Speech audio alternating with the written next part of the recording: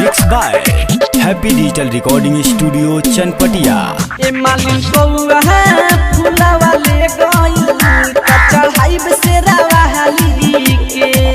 ए मालिन कौआ फूला वाले गइल चढ़ाई बसेरा वाली के। कहाँ से लाय बजी का चढ़ाए बजी, कहाँ से लाय बजी का चढ़ाए बजी, नहीं देता रे मंगला से। ए मालिन कौआ फूला वाले गइल का चढ़ाई बसेरा वाली के। ए मालिन कौआ फूला वाले गइल का चढ़ाई बसेरा वाली के।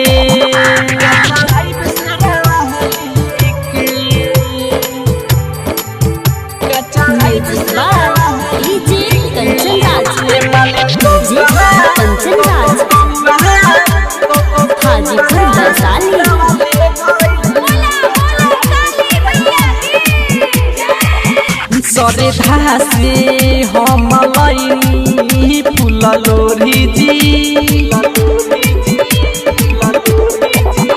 आइलू रती लेके गइल कके चोरी जी।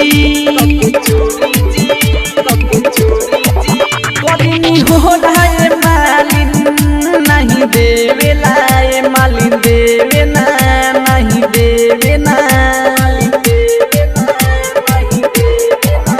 सरे धासे हम लईनी फूल लोरी जी,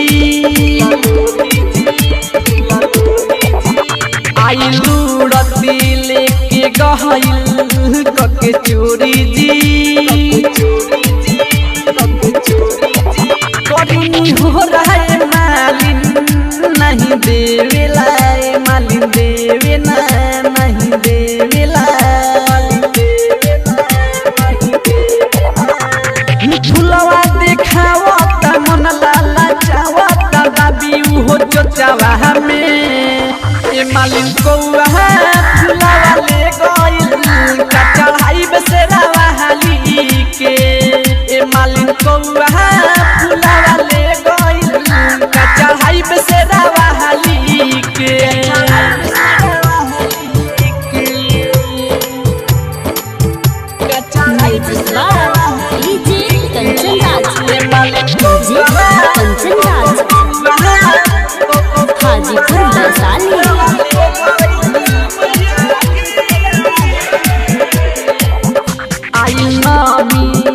भइल कमी कैसे आई जी, राइटर छबिंदरे मिथले उपाय बताई जी। राजा बाबू के माई पुरानी सपना जी, माई सपना जी तो सुनी सपना जी, माई सपना जी तो सुनी सपना जी। आइल नामी भइल कमी कैसे आई जी, राइटर छबिंदरे मिथले उपाय बताई जी।